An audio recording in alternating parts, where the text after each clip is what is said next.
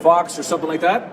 Of course, I would love to fight for Fox in front of the fan for free. It would be great. It would be amazing for my brand. But it's up to them. And like I said, it has to be against someone that I think can elevate me. That's why I was very excited about fighting Michael Bisping. I'm very confident I'm gonna beat Michael Bisping and I'm gonna finish him. And I'm the George St-Pierre that you knew before is much better now.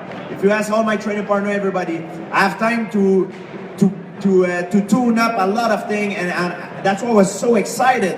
But it did not happen, and you know, it's just very frustrating for me.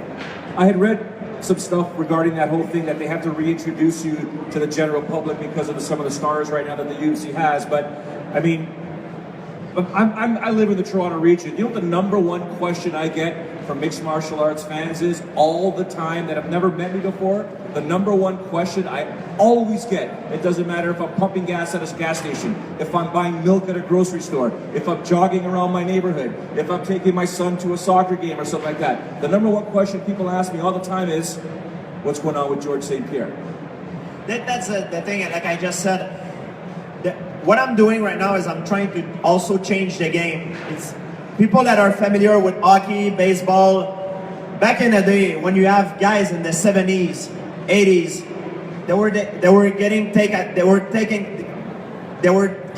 their contract was, they didn't have the fair share. And I think a lot of the fighters, unfortunately, they don't have the power and the position that I have. A lot of them are pissed off because they have no choice they cannot take a year off. They have to put money on the table for their family. And on top of that, a lot of these guys that are fighting end up with severe damage, you know, like brain damage. They're not the same person in the beginning of their career and at the end. I'm very fortunate. I think I'm the same guy. I don't think I'm too much damage in here. Hopefully not. But I'm very healthy, which is the most important thing, and I'm very healthy and I'm wealthy, so I can fight that battle for them. And until pretty recently, because I was focusing on Toronto, I was like, when I focus on one thing, it's like a funnel for me. I don't see nothing else. I eat this, I sleep on it, I train on it, I drive on it. Everything I do is for that. And just today, a lot of things brought up to my ear. Recently, my agent talked to me. I noticed there is a few organizations that want to start an association. Also, there's other option, fighting somewhere else. So I could fight again for UFC. I could fight for another organization, or I could never fight again. But be part of an association, or there's plenty of options that I didn't consider yet because I was focusing on one thing. So one of the things that I do when I talk on my podcast, and some of the interviews that I've done talking about you, some of the articles that I've written, I said, I introduce you to the fans here, to the general public, as the greatest welterweight champion in UFC history. I said, but that might not be George St-Pierre's legacy. There's the potential of you perhaps starting a union and really putting your stamp, or at least helping create some sort of union for the fighters to support. And I believe that will not only add to your legacy 20, 30 years when our grandkids are talking about what we're doing today, but that would magnify you to the level of what I would believe would be like a Muhammad Ali of mixed martial arts. It's just what is happening now. It's not if it will happen. It will happen sooner or later. It's like any other sport. It will happen. And I'm the guys like me, Conor, guys that are big draw. They can fight that battle. The guys that have no choice, or guys, for example, that they just lost. They're on two straight losses, and they're waiting for their next fight, and they're on contract with UFC. They're waiting maybe a year.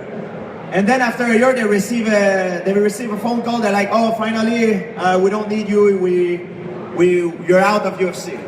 This should not happen. You know what I mean?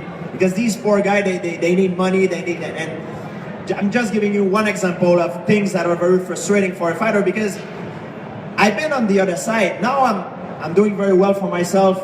You know, I have a lot of money, and I don't complain. I'm very happy. But I've been on that side before. I work very hard. I'm not born like this. I'm not born wealthy. I've been a time I was working 3 jobs at the same time. You know me back then. I was broke. I was very broke, and I know what a real fighter's life is for most of them. Most of them doesn't come from a wealthy family. They have to do a lot of sacrifice, and a lot of them have a family to feed, and they can't afford to be treated like this. It shouldn't be like that. This is not right, and I will always be for the right way, and this is not right. I'm not asking for something too much. We're asking for a right way, and I think this is something, guys, high-profile fighters should stand for. Fight for the one that cannot fight, and I think it's something that it's a good cause for the sport. It's not if it will happen. It will happen eventually. Am I going to be part of it? Yes or no? I don't know. This thing just got brought up to me pretty recently. I'm one of those guys. Anyone, I think our pal Neil's on the side over here. If anyone knows anything about me, I'm all about seizing the moment, carpe diem, know where you are, remember when certain things happen in your life. And I can guarantee you, everyone in this audience, you're going to remember what he just said over the past 5 or 10 minutes, because this is a game changer in my opinion. And I've talked about this at length. I've talked about Conor McGregor. I don't know how much longer I think he's going to be in the UFC, because he's not going to take certain things that are being thrusted upon him, especially in terms of finances, because he can make a lot more money. He looks at Floyd Mayweather and says, wait a second, what's going on here? Why is Floyd getting such a big piece of the pie? So that's just something I took flack for it a while ago. You're now hearing it from George. The game is going to change, in my opinion. Before I ask the next question, Adam has a microphone. If you guys want to start asking some questions to George or myself, put your hand up. Adam, he's right here. He'll come out and see you. We'll check the mic right now. We're just waiting for the mic to come on, guys. 1 second. Fucking sound. But the bottom line is it working? All right, I will think wait. it works. I hear the. I'll wait for my next question. Go ahead. I have a question and then a comment. My question is... Oh, sorry, I couldn't see you with the light. I like to look someone. Walk forward! I like to interact. I interact a lot with my fam through social media, but I'm a good old-fashioned guy. I like to interact in person. That's my thing, you know. I'm not too much of a technology guy, but yeah, I like to see someone when I talk to him. Okay, first of all, I'll start with a comment. I think you're the greatest wrestler the UFC's ever seen. Far and away. Here it is. Second, my question. What would you think of a rematch with Nick Diaz? Because to me, Nick Diaz is the greatest fighter in the UFC. Fighter. Look, it's funny that you brought it up, and I hear the name Nick Diaz versus myself. It brings a lot of excitement.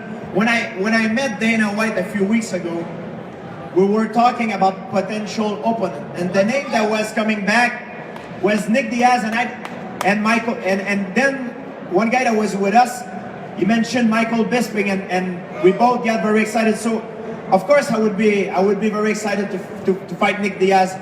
With my last fight with Nick Diaz, I was not very satisfied with it for a different reason. I don't like giving excuses, but I don't like to finish a fight when the guy raised my arm and the other guy has not a smile, but I like to win a fight, and when I shake his hand, I like him to acknowledge the fact that I'm better than him. And when I fought Nick Diaz, I felt like it did not happen. So I would like to have another opportunity to prove it to myself and to himself. That's one of the fights that I would be interested of, for sure. I'm not saying nothing because I got to deal with the Diaz brothers all the time, and I'm sure they're going to see this. I'm not going to have any reaction. But I'd love to see it, of course. I know you. I think it's a great clash of person. You know what makes great fight, guys? People talk about the fight. I think it's the fight, but it's also the charisma. I think to the public eye, and I'm not saying Nick Diaz, I think is a great person. I'm sure he is. I don't know him personally, but I know people that are friends with him. and everybody told me he's a nice person, but his character is a little bit different than mine. And I think it's a great clash. I think he's a perfect antagonist to who I am, and I'm the perfect antagonist of who he is. I think that's why this fight is very interesting. And plus, he's one of the guys that I have a big rivalry with him, and I feel like I have unfinished business with him as well. So I would never turn down a fight with Nick Diaz if things are aligned correctly. I can attest that both the Diaz brothers are absolutely fantastic guys. Some of the best interviews I've ever done have been both with Nick and Nate Diaz. They're very educated when it comes to nutrition. They're very, very smart guys, but they know how to get under people's skins. And I'll never forget the press conference at the Bell Center in Montreal when he kept going and going and going. And you were just looking down, and eventually you looked over, and I was standing there with the Sportsnet camera just waiting, and you looked at me, and I was like, that was the worst look I've ever seen in your eye. I thought you were going to literally get up and beat somebody, and I said, this is going to be an ugly night tomorrow night. He really did a great job getting under my skin, because normally people, they sing the same song over and over. Oh, George is a quitter, blah, blah, blah, blah. But he attacked me from a different angle. And when you fight a guy, the fight starts in the press conference, when you start talking about each other. And it happened also when Conor McGregor fought, I believe, Nate Diaz. That's why Conor lost the fight. He got into that emotional fight that he shouldn't have done. That's why he lost the fight with Nate Diaz. And Nick was trying to do the same thing with me. And he really he did succeed a little bit at one point, because he was questioning my integrity. And this is something I take very personal. Saying I'm a cheater, because I've been very outspoken about performance enhancing drug, and he says I was accusing me of taking that stuff, and it kind of bothers me a little bit, and he still does. So for that's one of the reasons why I would like to get it back. I don't know if you guys noticed, George is getting upset, so I'm just gonna move over here. No, it's all good. It's all good. Who's got a question? Hands up right there. Okay, I just came back from 4 months at TriStar. I worked with Sandro. That man is a genius. For people that are just starting out in the sport, how do they pick the proper coach? Well, it's a question I have. It depends where you come from, what is your background, how old are you. It depends on a lot of things. I would say first, if some people have kids and they want their kids to do martial art, I'm talking about kids that are under 12 years old. The best thing you can do for them to develop their athletic ability, their nervous system, to prepare them to any kind of sport, is to put them into gymnastics. And we have this idea, I don't know why, we have this idea in North America that guys, and when I was at school, it's the same thing. Guys play hockey growing up. Some girls do gymnastics, but guys that do gymnastics growing up, they were making fun hat. You know, people were making fun of them. They were like, oh, it's a girl's sport. This is absolutely wrong. One of the biggest regrets in my life is I should have started gymnastics when I was young. It would have made me such a better athlete. It would have developed my motor skill, my nervous system so much better. And I teach seminars sometimes. If I teach a seminar to people that never done gymnastics, that never done martial art in their life, and they come from different sport, always the best guys that I have in my seminar are people who had gymnastic background. Gymnastic or ballet as well, surprisingly, because it's a form of basic gymnastic. So if you have a kid under 12 years old, put him into gymnastic. Gymnastic, it's not only tumbling. Gymnastic is going up the stairs, climbing in a tree. Gymnastic is the capacity of an individual of moving. It teaches you how to move in a better, efficient way. So I would say gymnastic is the best approach for martial art. Once you have maybe experience in martial art, or if you're older and you want to start training right away, there is no better style. You have to find what is the best for you. Maybe you're someone that will be more successful in wrestling. Maybe because I consider wrestling as a martial art. Maybe you would like more boxing, maybe taekwondo. So it's really up to you. But I know this, that when you're a kid, gymnastic is the best thing that you can do for them. Best thing by far. Just wanted to thank you. It was amazing watching you guys train every day. Thank you so much. Tell Sandro I say hi. Thank you. Wait, before you pass the mic off, have you seen Faraz' as kids, his two sons? Amin just got in, eh? Amin just got into the UFC, his brother. Well, no, his two sons, when they do gymnastics, they're like this big. Have you seen them roll around the cage? Probably seen them around the gym. I've seen them do backflips. The new generation of athlete coming into mixed martial art, they will be a different level. It would be the same thing that when you watch hockey in the 70s and you watch hockey now, it's so much faster and everything. Sometimes we don't know if it's the person is better, but the technology is better. And when I talk about technology, that's what make people better in sport. I'm talking about knowledge. And mixed martial arts is a new sport, but the different ways that of training, the new knowledge that these guys will gain, oh my God, it's scary. I will be gone when they come. Do you remember how the guys used to cut weight in TKO? Oh God, it was terrible. Some guy were, I have to tell you a story. Like, it was so stupid, and I did it myself. And I'm ashamed of it, but I'm a kind of guy, I like to make fun of myself. So we got out of the sauna, right? This is completely illogical. I see some guy doing it. We got out of the sauna to cut weight. Then after we grab a bottle of water, taking a little sip, and jump in a pool. So what it does is, it cut the process of sweating. So you want to sweat and lose the weight as fast as possible because it drains the energy of your body. So we put back liquid into our body and then we jump in the pool, which is cut the heat of our body. It cut the sweat, so it's completely stupid. But yeah, back in the day, we were not very educated on how to do things. But it's amazing how incredible it is now. It's literally a science. I mean, when I talked to Chris Weidman last, the way he water loads is unbelievable. The gallons of water that he has. I've seen you with water before. He had like 2 or 3 or 4 during interviews. I'm like, how is your body doing that? But he's got it down to a science. These guys are absolutely amazing. You have a question? Hi, good evening, George. Good evening. How are you? How are you tonight? Fantastic, thank you. I just want to let you know that you're one of my favorite fighters of all time. I rank you up there with John Jones and Floyd Mayweather, Mike Tyson, as one of the best fighters I've ever seen. Thank you. And I wish you all the best in your future activities. You said earlier you're healthy and wealthy, right? My question to you is, why would you want to come back to fight?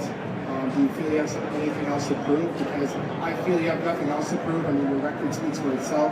You had 2 losses throughout your career, and you avenged all of them. And my favorite fight that I saw of you was actually with you against Frank Trigg when you submitted him. So at this point, I don't think there's anything else you have to prove, but why would you want to come back? I agree. Why would I want to come back? And it's a good question that I asked myself in the process, and I'm going to explain the reasoning behind it from my point of view. Right now, I took 3 years off. All the knowledge that I gained in those 3 years is phenomenal. I gained so much knowledge, and I've been working on so much different techniques. Believe it or not, I'm so much better than I was in my last fight, and I'm more hungry. I have more fun. And all the things that I've done in my life that I regret the most, I've done a lot of stupid things, of course, but all the things that I regret the most are things that I didn't do. So if you understand, I've done things that I regret, but all the things that I regret the most is stuff that I didn't do. For example, one of my friends, he passed away, and I never tell him how I care about him and how important he was for my life, and things like that. Things that I should have done and I didn't do. So for that reason, I don't want to end up grow old at 75 years old and tell myself, hey, I was in the prime of my career while I was retiring and semi-retiring. I really wonder how I would match up with these new generation of guys, because in training I was killing it. I was like doing the best I ever did. I really wish I could have gone back and at least finally know how I would do it not for nobody, for myself. I know every time you step in the octagon, you put your life on the line. It's not like other sport like hockey, tennis. You put your life in jeopardy. But if all the stars are aligned and it's a fight that excites me and contractually everything is good, that's why I want to do it. I want to do it not enough. I mean, I like my fans and I love you. I want to do it for myself. And if I do it and I fail, when I grow up, I will say, at least I did it the best I could. And you know what? And I failed. In life, I've never been afraid of failure. Of course, I don't want to fail. But everything that I attempt in my life, I was ready to fail. And you know what? If you fail, you have to accept and know why you're failing. And that's why I want to do it. Because I think I'm the best I've done. And I don't want to do this until I'm 40 years old. I want to do maybe a few more. Things that are exciting me, that give me excited. And some name that got mentioned earlier got me excited. And I don't want to grow old and say, oh, I should have done it, I should have done it. This is regret, and I don't want to have regret. But if there is no other way, like I said, I'm not desperate. I'll live with it for the rest of my life with no problem. I hope I answer your question from my point of view. Yes, you did. And I just want to end off by saying thanks a lot. Shake your hand, and I wish you all the best. Thank you for your time. Thank you. Have a good night. I actually appreciate